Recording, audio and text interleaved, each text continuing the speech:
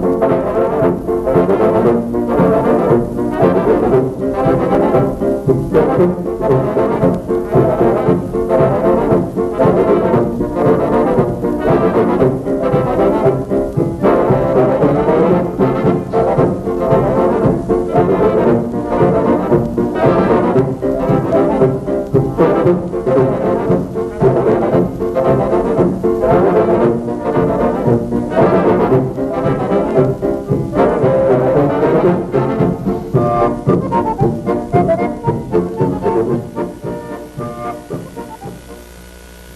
everyone, I'm John Mons, kind of a Brownton transplant, and visiting today with Herb Zaske, a longtime Brownton resident. And Herb, how you doing?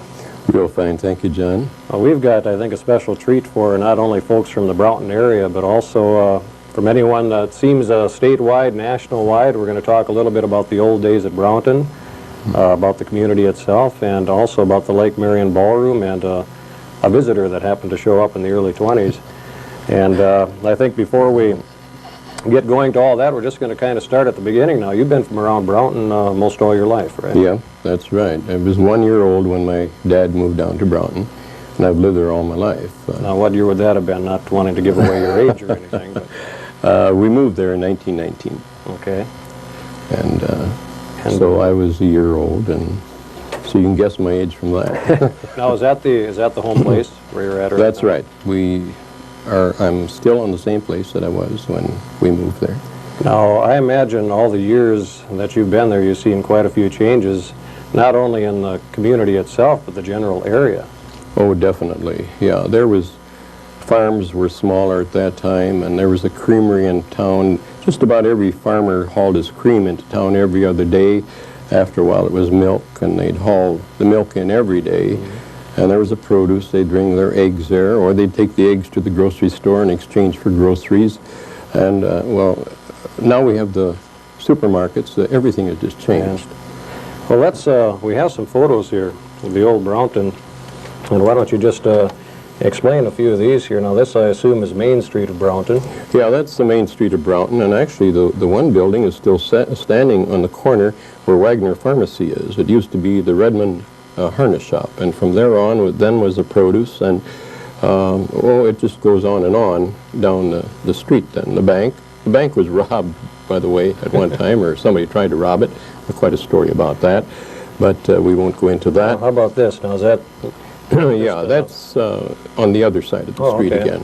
So this is the east side of the street, and this is the west side. Okay, now about what year of Brownton? I would surmise that this must have been in about from 1900 to 1907, right in that era. Okay. And because, like the next picture you have here... this, of course, is not a real pretty side of Brownton. No, they had a bad fire, and I got this information from Lily Schwartzruck. She was right across the street from the fire. She said she saw it. She said it was not pretty, but it did burn the blacksmith shop, the post office, and behind the post office there was an opera house or a dance hall where the community gatherings were held. And that was in this picture here, and West Photography was also in that. And you'll notice most of these pictures, it says photo by West, so he had actually, but it was not a pretty sight, and that was about 1907 or 1910 when the fire was. There was actually a dance hall in Brownton. Yes, there was. See, I was not aware of that. So prior to the Lake Marion Ballroom days. Some called it the Opera House, and some called it the dance hall. But whenever they had a family or community gathering, that's where it was, behind the post office. And total of 4 buildings probably went. Yeah, it wiped out the entire block on one side of the block. And so it wasn't a pretty sight, but it did rebuild and kind of bounce back. Sure. Now, it was shortly after that, wasn't it then, that the Lake Marion Ballroom actually came into existence? I believe the Lake Marion Hotel was built first.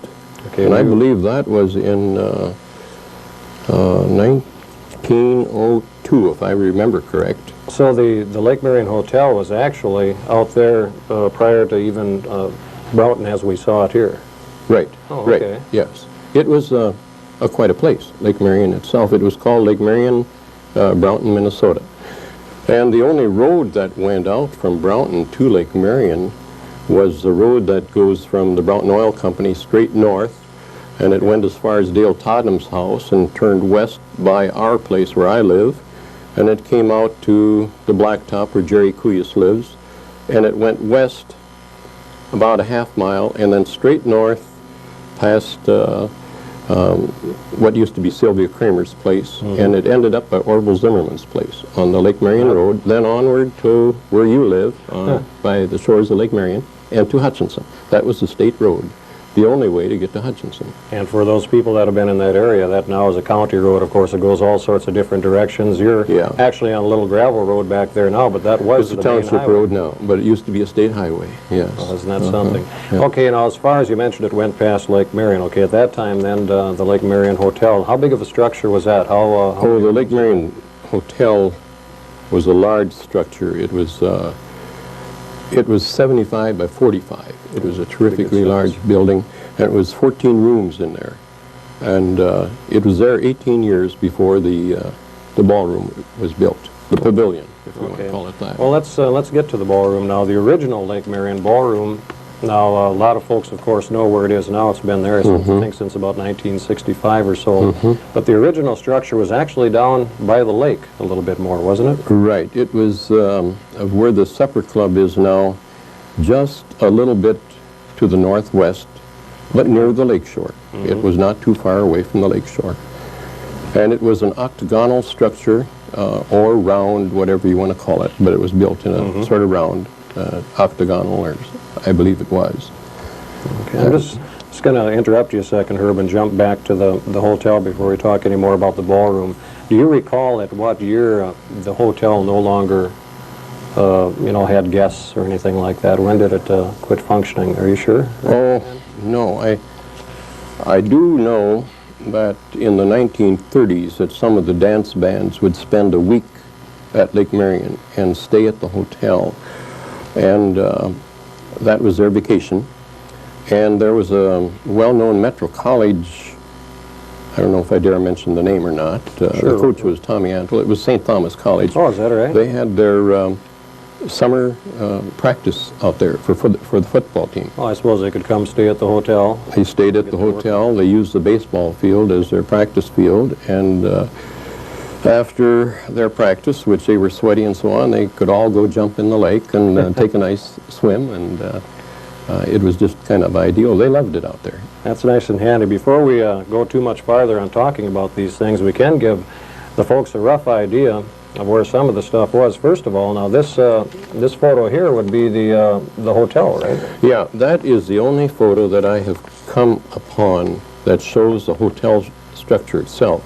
And like I say, it was a 14-room structure. It was a large building, and they served meals in there, and people could stay there, and it was a place of beauty, really. Where was the hotel located now in comparison to where the present ballroom is? I would say it's located just about approximately where the Supper Club is now. Okay, that's where the hotel was, and then you mentioned the ballroom a little bit from there. And again, for the sake of those people that are more familiar with the current facilities, the ballpark itself would have actually been from the present ballroom a little bit to the west and north. West and north, yes. I believe there's a parking lot down there. Yeah. We used to take the road that it shows going by here and drive all the way out to the point. That was in the 30s. And we'd have a wiener roast out there. Oh. A group of us, yeah, and it was great. It wasn't developed completely yet, and so on and so forth. Speaking of which, now this photo here, I believe, is actually, isn't that a picture of that shoreline before it was really? Yeah, this is the original virgin shoreline of Lake Marion. It shows a little house there. I'm not sure if that was a bathhouse or if it was an ice house. Because, you know, in the winter, that was common at Lake Marion to be making ice out there. And, in fact, the ice house at Brownton always had ice harvest in the winter and hauled the ice blocks into town. And people made a living in the summertime delivering ice to the various people. Is that right? Yeah, it was now, this particular shoreline, too, Herb, we should mention, I think when we talk Lake Marion and beach house and swimming, people are automatically thinking the south shore where it presently is by the Rod and Gun Club now, but this actually is This was the original. The Rod and Gun Club part was not developed at all. That was called, it was Torrey's. Actually, they had a pastor there. Torrey's had a pastor there. I remember my dad mentioning that. Is that it right? Was in Yeah. fact, it wasn't all that long ago, as recently as when Milo Wacker first moved out Right. there. I remember Right. quite a bit of pasture, you know, Yep. on the fencing and stuff. Right. In fact, we of course live out in that area you do. now, and we still find an occasional steel fence post. Oh, I'll bet you do. I'll bet you do. You know, this was the Lake Marion beach, and it was a place of beauty for swimming, and it was just nice. Yeah. Now this here would be another shot, I guess, after the hotel was put up again. After the hotel was put up, but you can see there's some broken down trees there. It wasn't kept up, like you would keep up a commercial beach today, but it's still nice. It's a little bit later than this one because the hotel shows there. And at one point or another, they must have had some boats there, too. Yeah, this got to be a little bit later. Yeah. The boats were lined up along the shore, and you could go rent a boat to go fishing or to just go boating. Or there were a lot of things done with those boats. And at night, they'd usually turn them upside down in case of rain and so on and so forth. And I know some guy was telling me he went to dances and he would hide things under the boats. Maybe a little spooning going on in those. Now, was that also was down in the, again, I refer to the present day, because that's, for those that are just new to the area, that would, again, be down about where the supper club is located now in the area. Right about where the supper club is located. And I remember going there on 4th of July celebrations, and crowds of 1,000 people were not uncommon. Wow. And they'd have fireworks displays, and kids would be throwing firecrackers, and it was told that they should throw the firecrackers in the lake so they wouldn't harm anybody, or that nobody would get hurt. But it was just lined deep, 10, 12 deep, all along the shore there. It was great. Now, on the other end, we'll just move down a little bit to the south. On the other side of Lake Marion, wasn't there a gas station of some sort there? Do you recall that? Yeah, I remember that, and that's pretty close where your house is. I believe there. so. Again, I remember my dad telling me a few stories. In fact, if I'm not mistaken, back when he used to have his band, he used to perform. There was a little store there, a gas station or something. Yes, and they sold beer there in the evenings. Like you say, they'd have music there, and a little place to dance, and it was a store and a gas station. I think that's, again, for the benefit of anyone who knows where I live, I'm pretty sure that's just like about two houses down from us in that area. Right. Anyway, somewhere in there. Yeah. Okay, and we mentioned the ballpark, and you mentioned the 4th of July picnics. Now this, here's an old photo.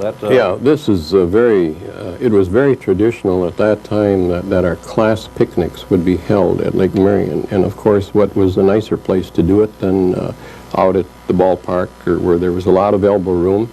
And there were picnic tables out there. Even on Sundays, people would come and have picnics out there at the picnic tables. Now this one in particular, I could mention a few names here of some people. On the left there is myself. I don't know what I'm holding there. I don't know what. But it was our 8th grade picnic, and aside of me is Lowell Pike, and aside of him, again, is our teacher, Miss Marie Lash. Now, right on front of Lowell is Lawrence Schluter, and we're kind of all piled up in there. Right ahead of him is Ray Stroy. Ray is quite prominent around the Sumter area. And below him there is, on front of him is Orville Rickert, who is still lives at Brownton. Sure. And on the bottom there, way in the front, is Norman Engelmeyer. And he was a brother of Earl Engelmeyer. But we had our 8th grade picnic out there. We had a great time. You can see we were having fun. Yeah, I was going to say, just judging from the photo, did you get into any trouble back then too, or did you kind of grow out of that? Well, you don't have I'd kind of rather not. As long as we're bringing back some names from the past. Now, we mentioned the ballpark, and the Lake Marion ball team played out there on a regular basis, and we've got a couple different photos. This one here in particular, this is taken from the Brownton files of the Brownton Bulletin, and you'll notice they only had 9 players and a manager, and that's all they needed, I guess. They didn't have relief pitchers or subs or anything, but there was Lee Volker, Knutson, Otto Zeeland, and then Henry Zeeland and Bill Pike. Bill Pike he had a hardware store in town for many years, and standing with Jim Mullen, Fred Carson, Fred Zeeland was the manager, and then Les Carson's, and Barney Tadson. And of course, Barney played ball for, you can see he's quite young on there, and the baseball field up at Brownton is named the Barney Tadson That's right, after Barney. Field, after Barney And Tadson. now here's another photo. I don't know if you know anyone on that. I can't pick them all out. I know that this one here was Otto Zeeland. He was the pitcher.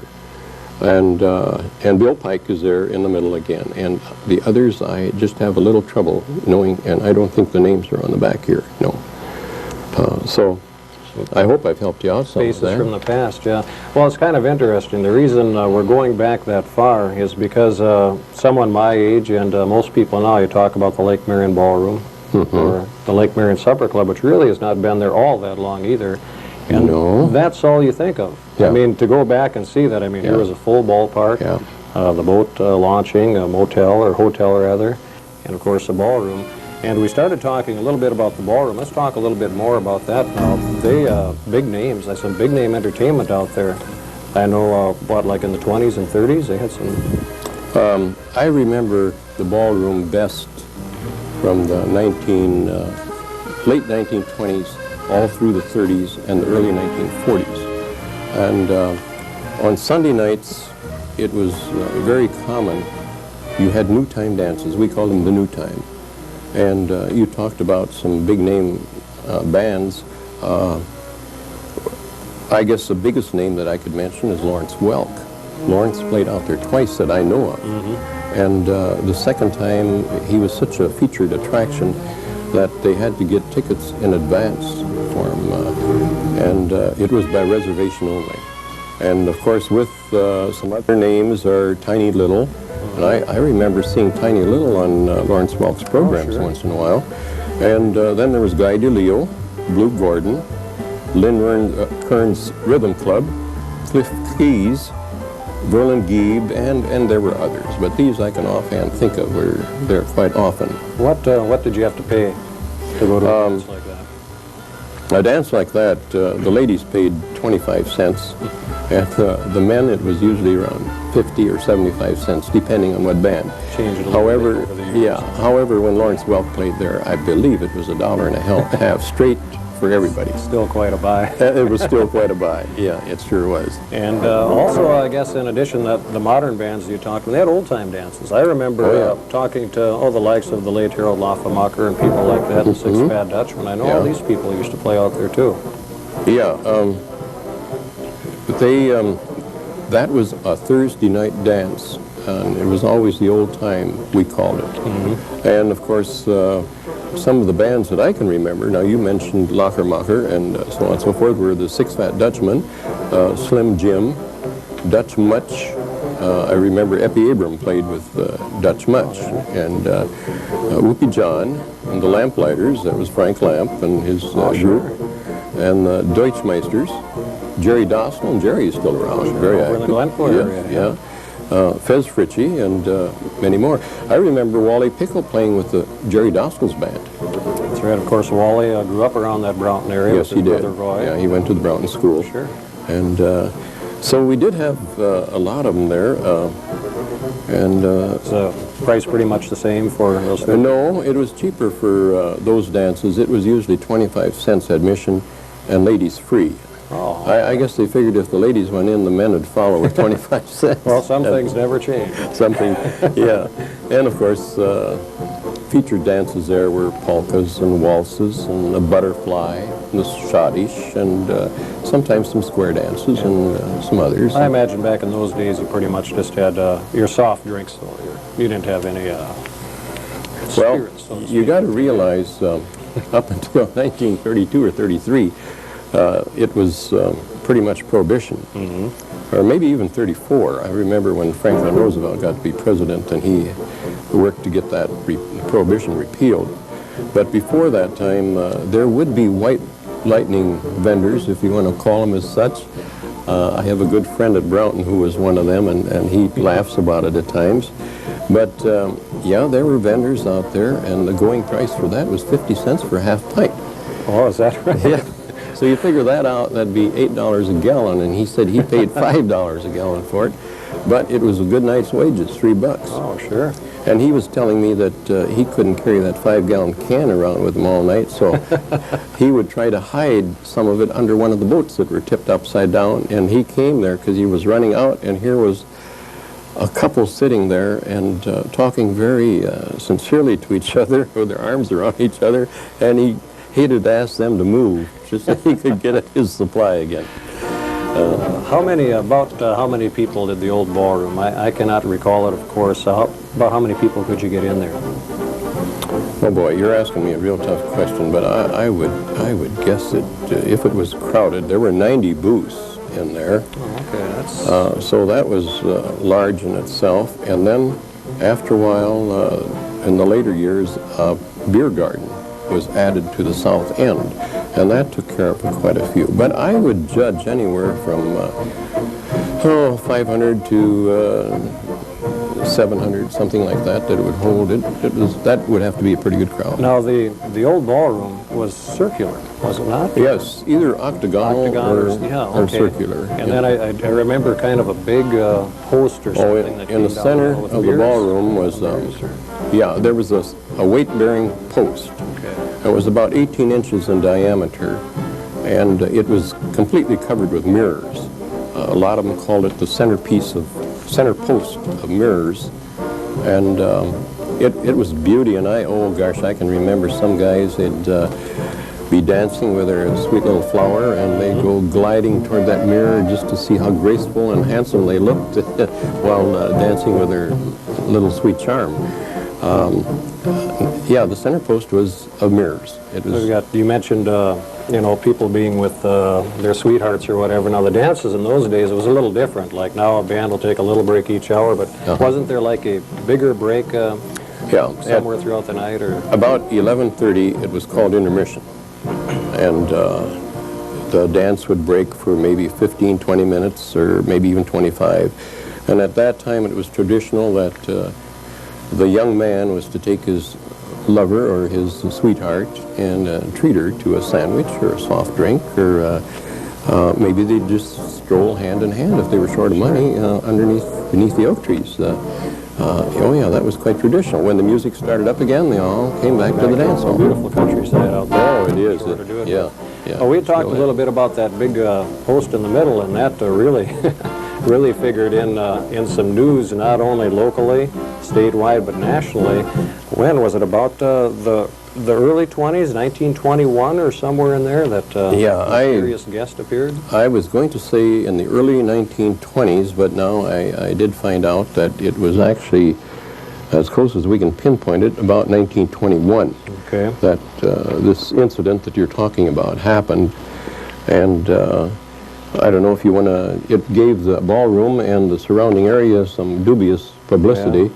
Well, if I understand it right, the devil supposedly came right down that center post onto the dance floor. Well, the story as it was told to me is that the devil came sliding down the center post of mirrors, and right during a dance, and the people became frantic, and some scattered, some ran into the lake.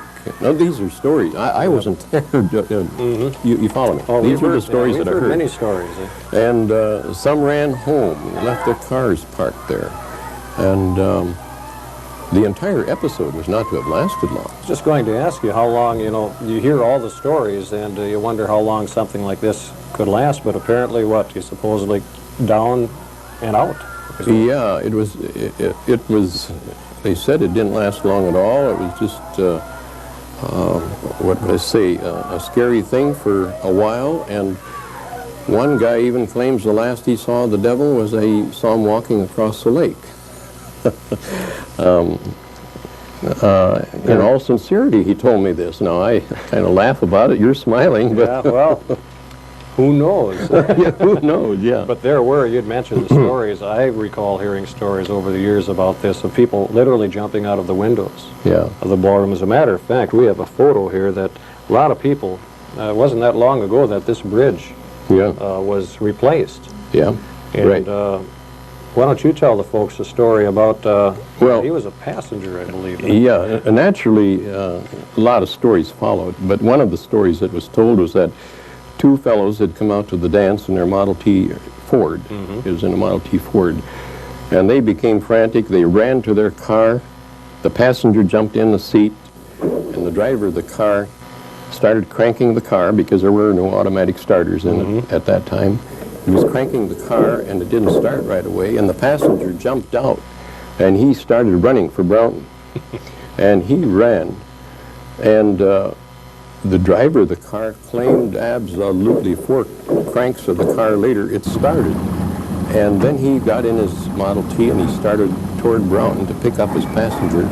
And he said he didn't catch up to him until the Buffalo Creek Bridge, right in the edge of Brownton. I was going to say, for you people that know where that's located, that was about 4 miles it took him to catch up. Yeah, yeah. Well, that was one of the stories. Another story was that in that night of question, that there was a very brief but a very severe thunderstorm.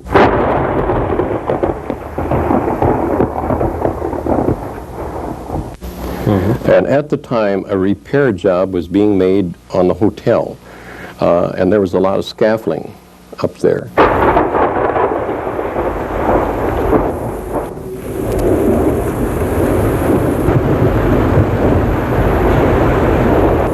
And now, if there was a storm, some say, well, the storm blew it down. But there was one guy said, oh no, that devil walked by there, and with one swipe of the hand, he knocked all the scaffolding down. Again, another story. Another story, yeah. But some of these people are telling these stories yet, and they seem to believe them as they're saying them, don't they? Yeah, well then, another story that we had was, and he's still living today, a very highly respected man from Collins Township, said that the next morning he found a shoe in his grove, not knowing whose it was or where it came from. He said, could there be something mystic about this? Well, this made, like I said, this was national news, not only, of course, in the local papers, but the Twin Cities papers, even, I believe, Chicago. According to files that I've read in the Brownton paper, stories that I've read, I haven't been able to find anything in the Brownton paper, and we haven't been able to find anything in a Hutch paper about it. But according to the Brownton paper, it made both the Minneapolis and St. Paul papers, and Chicago Tribune carried stories of it. And I know from some servicemen that were on the East Coast and West Coast said that they talked to people that said they had seen it on the West Coast. Something. And so it made national news. Yeah. And that, of course, was before the days of radio and TV. Just think what type of situation this possibly could have been. Oh, yeah. Right.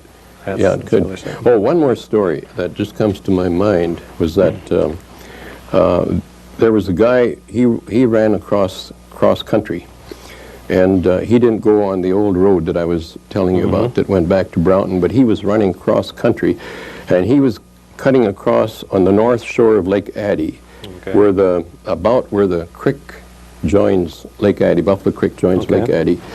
And he was running, and he was so scared to death, and all of a sudden a jackrabbit jumped out from in front of him. And his only reaction was, out of my way, rabbit, let a man run what can run. They want to take time to discuss it with the rabbit. Yeah, right. Now, we of course have been telling the stories from the devil's side, but of course I remember hearing stories of it was just someone that didn't care for dances. You know, the people having the good time, maybe dressed up to scare some people. Well, yeah, Ed, some of the local people said it was nothing but a big joke.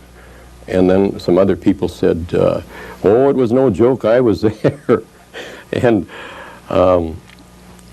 well, the story I had it was that there was a young purist who didn't like dances and such goings on like that, and that he dressed up or masqueraded as a devil and got himself up in a cupola on top of the pavilion and came sliding down that mirrored pillar, and he tried to scare people away because he didn't like the dancing and going to dances and so on and so forth.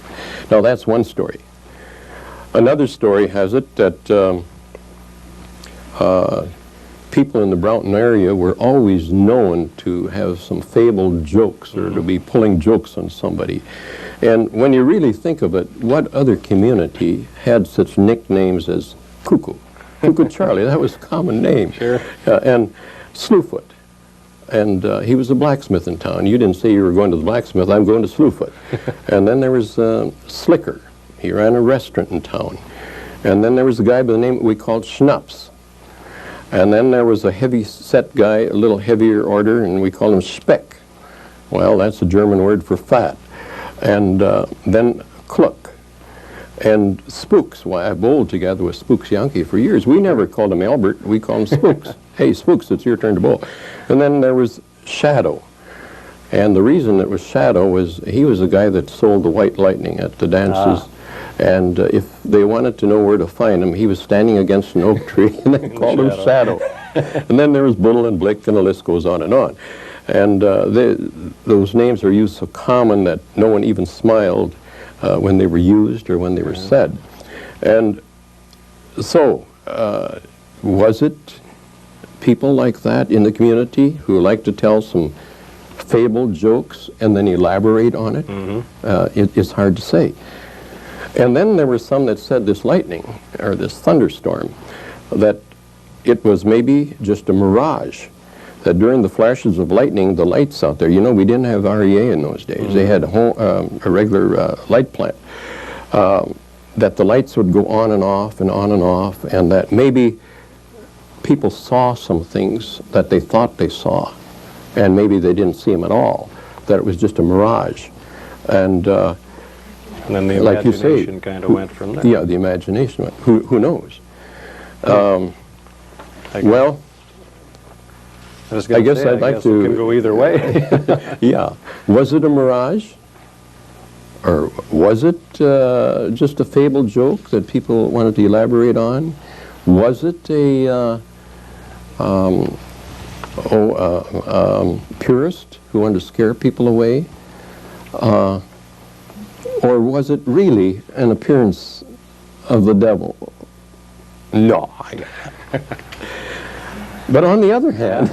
Well, whatever it was, it left us with a lot of memories and a lot of stories. I guess what I'd have to say, you be the judge. Because we do have those to talk about like we did today, Herb. And before we leave, we should mention now the hotel itself, all these memories, that went, I believe, in 1960. Yeah, that's right. Okay, the so hotel it was went before that. Okay, maybe about 1960.